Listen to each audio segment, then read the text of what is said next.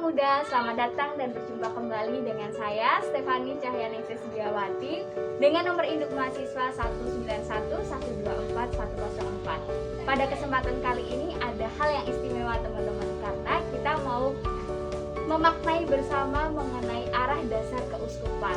Dan yang menjadi kekhususan kali ini karena saya dari Paroki Administratif Gereja Santo Ignatius Ketandan yang menjadi bagian kesatuan dalam Gereja Keuskupan Agung Semarang. Oleh sebab itu kita akan berbincang bersama dengan salah satu umat mengenai penghayatan dan pemaknaan dari arah dasar Keuskupan Agung Semarang. Di sini saya sudah bersama dengan Bapak Yohanes Sukarti. Beliau adalah BK2 di Paroki Administratif Santo Ignatius Ketandan, juga sebagai seorang bapak nantinya. Jadi penghayatan kita nanti akan diarahkan ke situ ya Pak. Ya, untuk pertanyaan pertama kita langsung saja Pak. Kan di arah dasar Keuskupan Agung Semarang itu orientasinya menjadi gereja yang ekaristis dan politis. Tapi kita kerucutkan lagi supaya bisa menjadi biblis itu menjadi tema tinggal dalam Kristus dan berbuah. Nah, bagaimana Bapak menghayati persatuan dengan Kristus sehingga dapat merasakan buah-buah itu? Oh iya, terima kasih Mbak Stefani. Ya. Memang saya senang ya hidup menggereja, senang sekali sejak muda sampai sekarang masih digunakan oleh gereja untuk mengawal gereja baik secara dasar maupun sampai ke jenjang yang lebih. Memang saya menghayati panggilan hidup, panggilan saya itu suatu panggilan, hidup sebagai panggilan. Seperti hanya kalau orang-orang awam terpanggil menjadi suster, bruder, role model, tapi saya juga terpanggil untuk bisa melebarkan kerajaan. Beberapa dasar yang selalu saya baca, terutama yang Agas itu karena dasar pokok saya dalam saya mengawal gereja Ignatius Ketandan ini supaya tidak terlalu menyimpang dari arah dasar itu, sehingga umat juga merasakan senang, merasakan sejuk, merasakan tenang dalam menghayati ekaristi, terutama ekaristi di gereja. Dan banyak juga saya mau fokuskan supaya ada ketenangan, ketentraman di dalam keluarga, itu sebagai buahnya ya, sehingga banyak umat ya senang ya kalau ketemu dengan saya, juga senang dalam arti tidak saya sebagai WK terus saya harus otoritas dan sebagainya, tapi saya berbicara lebih luas lagi. Apa toh permasalahan yang ada di keluarga, apa toh permasalahan yang ada di gereja, kita pecahkan, kita bersama-sama duduk bersama, kita pecahkan. Tapi ya tetap kita kan kalau ada kan ada jangka waktunya. Dan sehingga saya harus karepe keuskupan itu untuk periode ini seperti ini, saya harus bisa menghayati, dan kemudian saya sebagai referensi saya untuk bercerita, untuk menambah keimanan saudara-saudara saya yang mengabdi di Ignatius Ketandan. Berarti Ardas ini udah melekat ya Pak, karena kan ini kan baru istilahnya baru 2021 ya Pak ya itu. Sedangkan 2021 ini ada pandemi dan lain sebagainya, itu berarti sudah benar-benar melekat ya. Meskipun maksudnya orientasi pelaksanaannya tuh terkendala ini itu. Iya, terkendalanya lebih pandemi ini ya Mbak ya, ini yang sangat sulit ya. Sulitnya begini, kita pandemi, kita sudah merancang suatu kegiatan selama setahun 2 tahun, karena pandemi kan tidak ada kolektor ya itu tidak ada untuk biaya. Tapi ya tetap kegiatan itu tetap ada, tetapi tidak semaksimal yang kita rencanakan Mbak. Iya. Kegiatan-kegiatannya itu mengarah untuk pelaksanaan Ardas ini ya Pak, termasuk nanti ketika melibatkan anak-anak muda atau ya. Jadi pada waktu awal kemarin perencanaan anggaran dan juga program kerja, saya bertitik tolak dari Ardas, sehingga teman-teman di tim pelayanan, jadi kan ada tim pelayanan ya, baik itu dari liturgi, dari kemasyarakatan, dari katekis dan sebagainya, dasarnya satu Mbak, ya Ardas itu jangan sampai menyimpang dari situ. Sehingga kalau ada program-program kerja yang saya lihat jadi kok orang no hubungannya karo Ardas itu di luar rasa nganggu, saya suruh cari ganti program yang gantinya, atau kalau memang sudah tidak ada ya sudah, tidak usah sangat dilaksanakan, nanti tidak apa menyimpang lah dari Ardas ya. Oke, kita lanjut ke pertanyaan kedua nih Pak. Iya. Ini berkaitan dengan relasi gitu Pak. Bagaimana relasi dengan sesama atau masyarakat luar, terutama yang utamanya tuh memberi perhatian pada kaum kecil, lemah, tersingkir, miskin dan difabel gitu Pak. Ya bagi saya senang ya, saya yang menjadi tugas saya memperhatikan yang kaum KLM gitu ya, terutama yang di rumah di Ketandan ya. Di program Pelkem itu selalu ada Mbak, apa yang namanya apa itu program itu Mbak, bantuan Iya.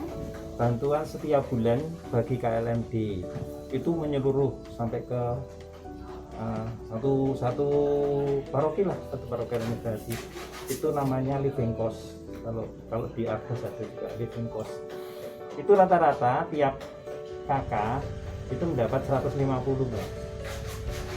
150.000 ya Pak? Ya, itu tiap bulan.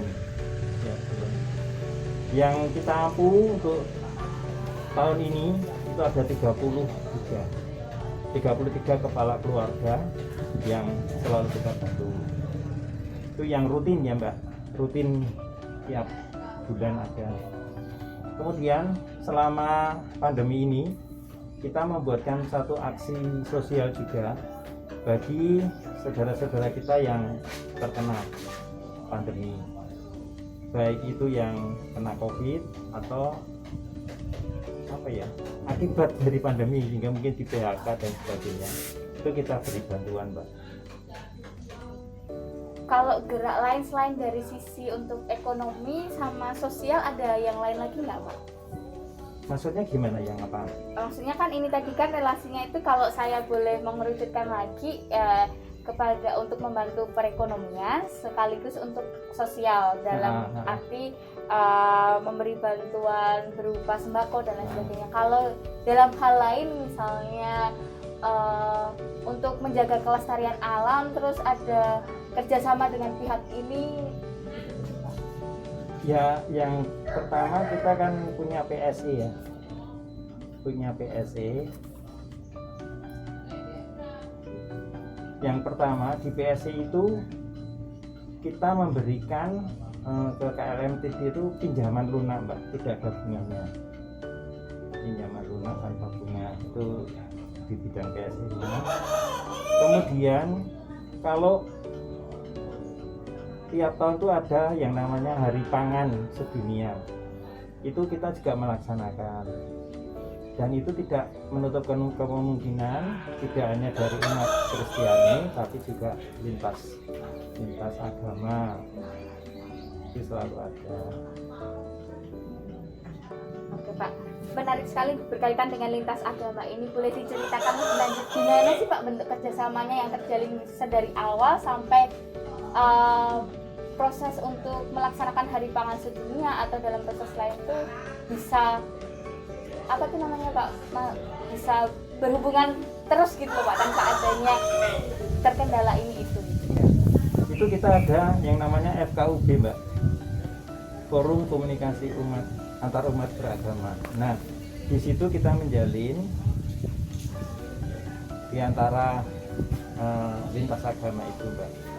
Seperti kemarin yang terakhir yang saya ikuti itu di Paroki Delagu Mbak, itu bagus sekali. Paroki Delagu itu melibatkan FKUB sehingga yang dodolan orang mengumpat katulan lebih lain, sehingga bisa menambah income ya bagi pengusaha-pengusaha itu. Dan mungkin juga yang pernah kita adakan di sini nganu Mbak, apa itu semacam pembekalan bagi UMKM untuk meningkatkan usahanya Mbak. Kemudian follow up-nya dari hasil kegiatan UMKM itu kita salurkan Mbak. Misalnya contohnya aja yang dari keripik tempe gitu ya, kita kan loh keripik tempe bisa disalurkan di sana. Itu sebagai apa ya, kelanjutan ya dari UMKM itu ya, dari apa ya, pembekalan UMKM. Karena kan kadang-kadang gini Mbak, UMKM tuh asal di plastik wis rapuh. Nah di kita pembekalan itu kita beri arahan kemasane mbok digawe sing apik. Misalnya ya digawe apa tanda apa merek gitulah. Itu kan jadi menarik toh Mbak. Iya. Nah, kemudian kemasannya tuh ya pokoknya digawe sing rada anu, jadi biyen sak plastik ning iso dodol 2000 dengan kemasan ditambah sedikit bisa 3000 4000 kan menambah Mbak. Nah pada waktu kita pembekalan UMKM itu seperti itu Mbak, untuk apa pengemasan kemasan dan mungkin juga apa ya kualitasnya. Lebih ke ini ya Pak, untuk supaya bisa bersaing di pasaran juga gitu ya. Iya. Iya. Oke Pak, terus yang ketiga nih Pak, kan kita melihat bahwa tantangan seperti ini tuh nggak bisa ketebak ya Pak, misalnya di masa pandemi, terus ternyata bisa diselenggarakan online, ada ketentuan-ketentuan batasan-batasan lain lagi gitu ya. Nah apakah itu melunturkan keimanan Bapak secara pribadi? Saya enggak, justru saya mencarikan jalan keluar bagaimana umat di Ketandan, khususnya Ketandannya itu jangan sampai luntur imannya. Iya, saya pendekatan ke Romo terus. Romo, mbok misalnya ditambah, misalnya seperti Romo, mbok ya ada kunjungan, Romo, mbok ya ada ini itu, yang sekiranya jangan sampai umat kita itu terus lali lah, lupa karena sekian lama ya Mbak. Iya, jarak. Nah ini sekarang saya baru saja kemarin siang saya mengusulkan untuk 1 minggu itu 5 kali misa. Selasa, Kamis, Jumat, Sabtu, Minggu. Ini nanti kemungkinan bisa disetujui. Kemudian misa untuk lansia Mbak. Oh ya, sudah mulai dibuka ya Pak? Sudah. Nanti kita akan mungkin minggu depan sudah juga. Karena kemarin saya sudah rapat dengan Romo. Nah Jumat nanti kayak akan fixnya gimana, aturannya gimana, yang sama misa anak, misa lansia dan misa anak ini akan kita tambah. Ini supaya anak-anak kita tuh yang umur SD itu orang kaget loh, karesti ke ngopo ternyata kayak gini. Ternyata kayak gini. Dan memang Mbak, saya lihat ya, itu kita secara online itu ternyata Mbak, relasi imannya ke gereja itu kurang banget. Kita dari PPBI Ya. mengeser, ternyata yang menanggapi itu tidak seperti yang kita harapkan enggak. Berarti dia senang online ya, orang repot. Iya. Rasa rumunan. Harus cuci tangan, cek suhu dan lain sebagainya, barcode gitu. Rasa dandan harus. Itu ternyata seperti itu. Sampai sekarang maka kita tuh prihatin ini dengan Romo itu, saya yakin kalau bisa misa itu akan kita tambah. Itu saya sudah dengar sendiri ya, itu kalau kita survei itu banyak umat yang senang online. Padahal online pun kadang cuma sebatas omongan ikut online aja gitu ya Pak. Enggak lah direalisasi. Tapi entah ya kenyataannya dia online enggak sungguh. Iya. Ya, cuma dia online doang. Ya karena sampai sekarang kita lingkungan tuh baru diberi kesempatan 2 kali ya. Iya, 2 kali. Masalah. Terus berkaitan dengan ini Pak, kan tantangan-tantangan ini tuh kadang bisa ini ya Pak, kurang untuk mewujudkan iman yang cerdas, tangguh, misioner, dan dialogis. Terutama tadi ketika kita mau memilih misa aja, kita harus mencari yang enaknya aja nih Pak. Nah, bagaimana sih pandangan Bapak terhadap pemahaman iman yang cerdas, tangguh, misioner, dan dialogis? Maksudnya gimana itu? Maksudnya misionernya maksudnya gimana? Oke. Berkaitan dengan misionernya ini, gimana sih Bapak itu memandang bahwa iman itu bisa direalisasikan untuk bergerak keluar untuk mengatakan kabar gembira gitu dalam kegiatan seperti apa gitu misalnya. Itu. Ini secara umum ya Mbak? Iya, secara umum. Nah, kalau saya itu harus kita wujudkan dalam perbuatan kita ya. Kita berbuat itu jangan kita membawakan aku wong Katolik, jangan. Tapi yang dibawakan imannya. Imannya itu harus, kadang orang aku wong Katolik loh, nah, itu enggak. Tapi iman saya sehingga saya bisa diterima di secara luas kan, seperti kalau saya di Gereja Prima Timur, Gereja Barat itu ya saya bisa diterima Mbak seluruh umatnya dan dikenal istilahnya. Jadi apa ya, jadi pokoknya kita tuh menjadi misi saya sebagai orang Katolik terjun di masyarakat sehingga digunakan di mana-mana lah. Dan itu harus saya ada pengorbanan ya. Nah, saya satu waktu ini masih digunakan di bendahara RW. Nah, saya kalau saya nggak berkorban gitu ya udah tambah tua. Ini justru dari teman-teman umat di maksudnya lingkungan Gereja Prima Barat itu percaya dengan saya. Nah, kepercayaan itu kan bukan percaya karena Katoliknya, tapi iman saya. Saya membawakan tapi di dalam iman saya itu. Kalau untuk yang dialogis sendiri Pak, gimana Bapak membuka ruang ruang komunikasi dengan orang-orang di sekitar yang nggak melulu orang-orang Katolik aja gitu? Oh iya. Itu juga Mbak. Saya berbicara di lingkungan saya di RW 19 di Gereja Prima Barat ya Pak. Itu memang kalau saya bisa membawakan diri saya, iman saya lebih dengan apapun ya. Jadi nak ngomong yo kudu karo berdua, orang asal ngomong dan sebagainya.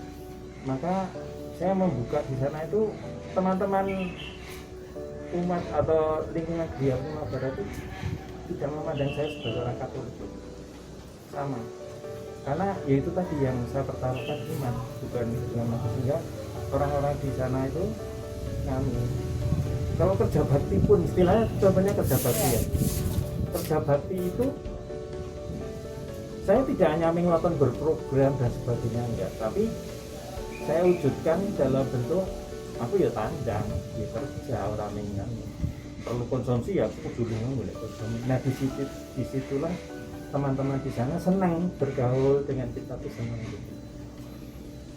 Berarti selain diwujudkan dalam perkataan tapi juga harus diselaraskan dengan perbuatan ya Pak, biar lebih penting. tampak gitu ya. Lebih tampak. Karena kalau perbuatan itu kan orang kita ya wong Katolik kita. Tapi kita iman kita aja yang kita tampakkan, tapi dalam perbuatan tidak ngomong kata-kata. Oh iya.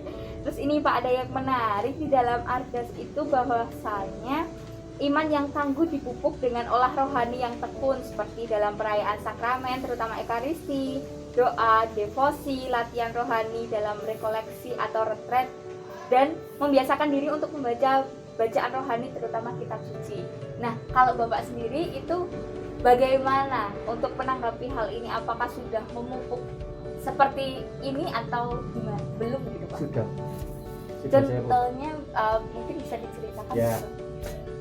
Saya kalau misal tetap kita ikut ya, kemudian devosi, kemudian setiap hari pagi itu ya kita harus istilahnya baca-baca renungan ya, atau kalau nggak mau dibaca ya saya harus sekarang ada ini saya tinggal pilih saya mau pilih yang mana. Kemudian yang menjadi kekuatan iman saya tuh pagi itu saya sempatkan 20 sampai 25 menit itu rosario. Rosario itu justru doa yang saya saya istilahnya sebagai wasiat saya, sehingga saya seharian di sini merasa aman ya, didampingi Bunda Maria dan sebagainya. Saya bisa memberikan sesuatu ya seperti tadi, saya bisa ke umat, bisa menawarkan itu ke secara keseluruhan di lingkungan itu ya karena percaya ya, saya itu ada yang dampingi, dan pendampingan itu tidak tidak ujuk-ujuk tidak, tapi harus kita pupuk itu tadi. Kita harus biasa komunikasi dengan Bunda Maria, apa yang kita inginkan dan sebagainya. Kemudian setiap minggu biasanya hari Jumat itu saya sempatkan untuk sowan Bunda Maria di saya. Sejak ego saya itu kepingin jadi romo. Wah itu saya dukung pakai doa rosario. Berarti untuk awal pembiasaan itu nggak mengalami kesulitan ya Pak? Enggak. Nah terus kan itu kan terus dipupuk lagi pada waktu saya 2 periode jadi prodiakon itu kan juga harus lebih dalam lagi membaca apa ya, keimanan saya dan sebagainya, supaya saya kalau pas diminta untuk homili itu orang yang monoton, tapi saya bisa menggabungkan peristiwa dunia ini, peristiwa yang saya alami dengan apa yang menjadi bacaan saya.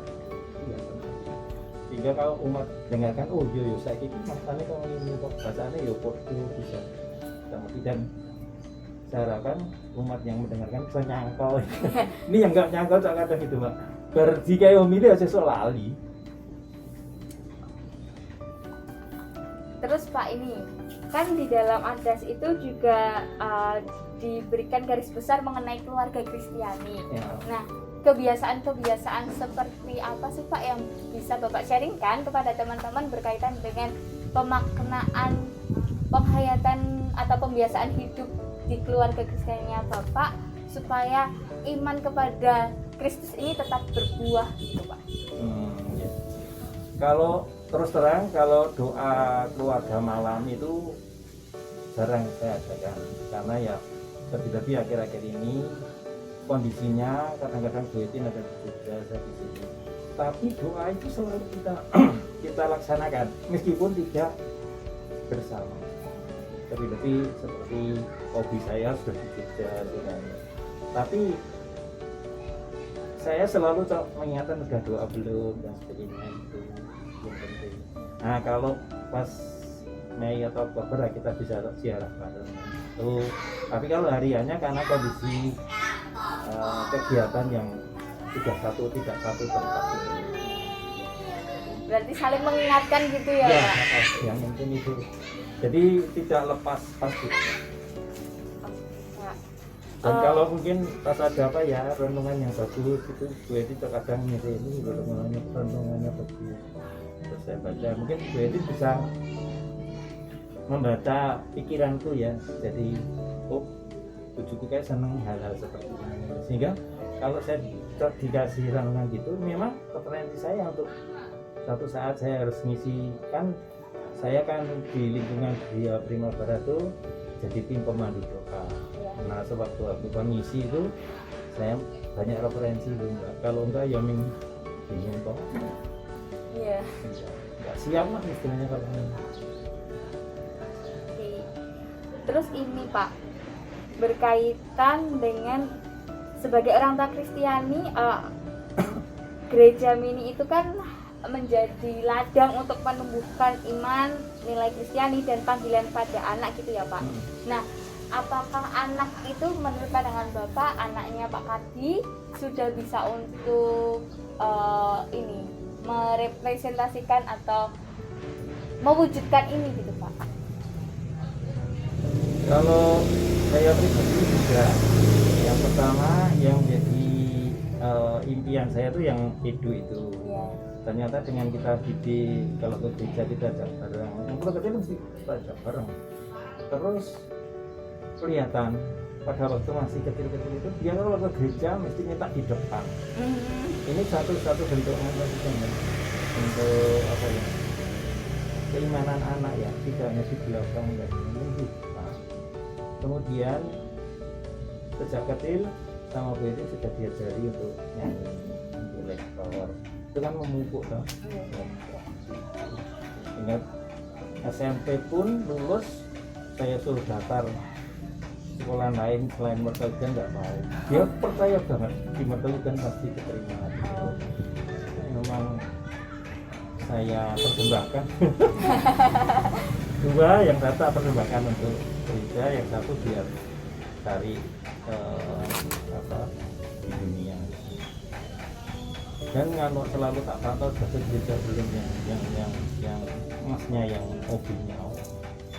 Jangan sampai terus terlena dengan cari uang. Iya. Kalau komunikasinya sama Mas Edo sendiri gimana, Pak?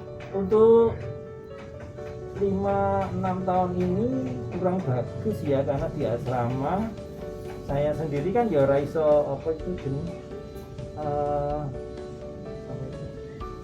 telepon dari saya kan, yang telepon dari sana ke sini.